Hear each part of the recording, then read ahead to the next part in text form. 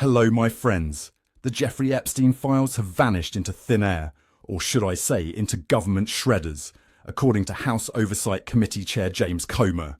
My whiskers are twitching something fierce over this absolute wobbly bob of a scandal.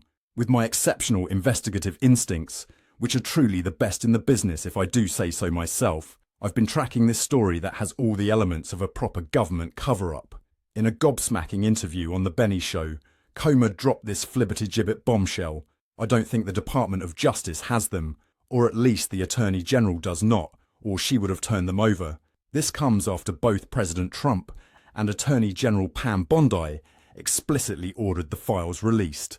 Yet here we are, with Comer suggesting government officials are in there shredding documents as we speak. He claims he warned Kash Patel and Stephen Miller before the Trump administration transition about this very possibility.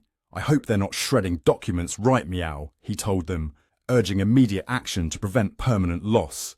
Are you having a laugh? When the bleeding president orders something released and it doesn't happen, something proper dodgy is going on. Meanwhile, Attorney General Bondi is telling a completely different story, isn't she? The absolute muppet insists no documents have been destroyed, claiming delays are due to the Federal Bureau of Investigation reviewing tens of thousands of videos involving Epstein, many containing child exploitation content with hundreds of victims. She's pointed her finger at the Federal Bureau of Investigation's New York field office, which led the original Epstein investigation, accusing them of withholding thousands of pages. Back in February, Bondi released what she called Phase 1 of the Epstein files, a measly 200 pages consisting mostly of flight logs, a partly redacted contacts list, and a list labelled masseuses with 254 heavily redacted names, all information that was already leaked. She gave the Federal Bureau of Investigation's New York office a proper deadline to hand over all the missing documents by 8 o'clock in the morning on Friday, February 28th. If you're as gobsmacked as I am about these vanishing files, hit that subscribe button and leave a comment with your theories, though none will be as brilliant as mine, obviously. This whole blimey mess has prompted Representative Andy Ogles to introduce the hilariously named PEDO Act, Preventing Epstein Documentation Obliteration Act. Not being funny, but when you need legislation to stop government officials from destroying evidence, you know things are absolutely knackered. The Act aims to safeguard all records related to Epstein from being destroyed and ensure they're made public without limitation. Ogles cited past instances of government secrecy in major investigations, like the John F. Kennedy and Martin Luther King assassinations that eroded public trust. And there's more. Former Federal Bureau of Investigation Special Agent Garrett O'Boyle has come forward claiming there are Federal Bureau of Investigation servers, and people inside the Federal Bureau of Investigation have been working night and day to destroy files on these servers. To be fair, this whole story reeks like week-old fish, and as a cat I should know, the utter codswallop doesn't end there.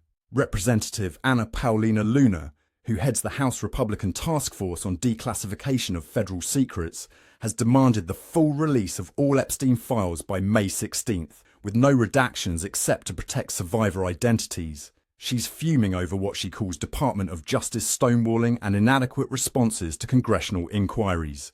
Luna states that the survivors of Jeffrey Epstein, as well as the American people, deserve to know who among the elite protected, enabled or participated in Jeffrey Epstein's disgusting racket.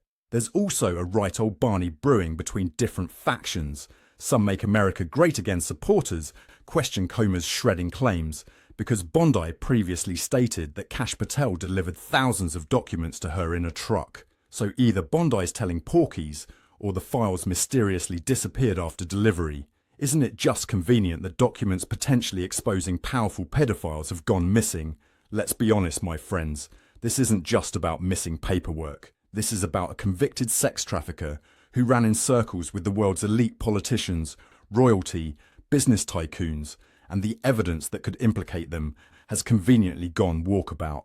What makes this flippin' perfect for the powerful gits who might be named?